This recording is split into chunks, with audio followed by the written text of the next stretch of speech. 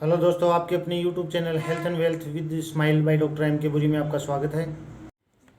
आज हम बात करेंगे, अभी सुबह मॉर्निंग में एक केस किया है उसके बारे में, जो इम्पेक्टेड थर्ड मोलर था लेडीज़ में, और उसकी ओपीजी है, उसका ये है, उसके दोनों दांत दोनों साइड के नीचे के इम्पेक्टेड थे ये, और एक दांत है ये, दोनों ही इनके निकालने हैं। इनमें ये दांत आज निकाला है, उसके बारे में हम बात करेंगे।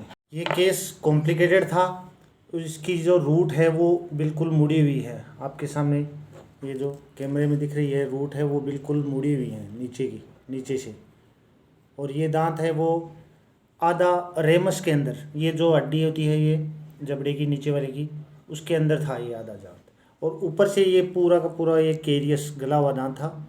और पेशेंट को इसमें काफ़ी दर्द था, स्वेलिंग थी, तो 5 दिन के लिए उनको एंटीबायोटिक वगैरह दे के स्वेलिंग वगैरह को कम किया। उसके बाद में आज इसको निकाला है।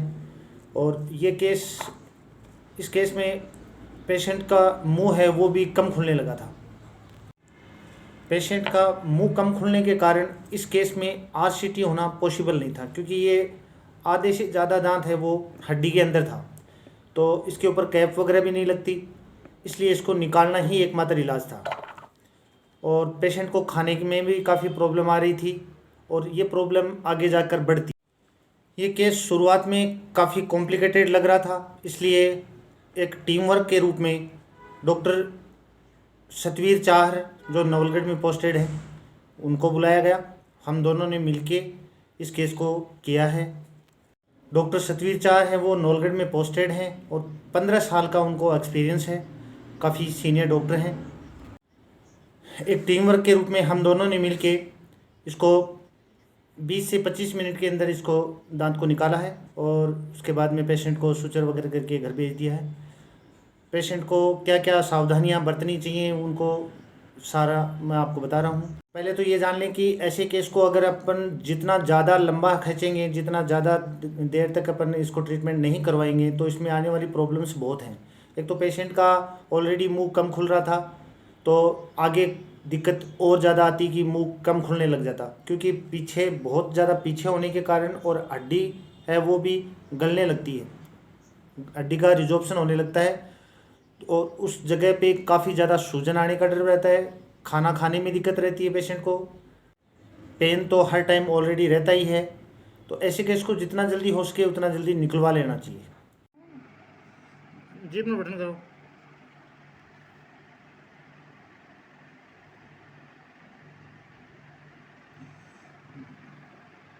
कलजा निकालने के बाद में ज़्यादा कुछ नहीं है कि सावधानी बरतने में। एक तो ये है कि जिस दिन दांत निकाला है उस दिन आपको ज़ोर से कुल्ले नहीं करने हैं, ना थूकना है बार बार, और 1 घंटे बाद में आपको एक आइसक्रीम खानी है।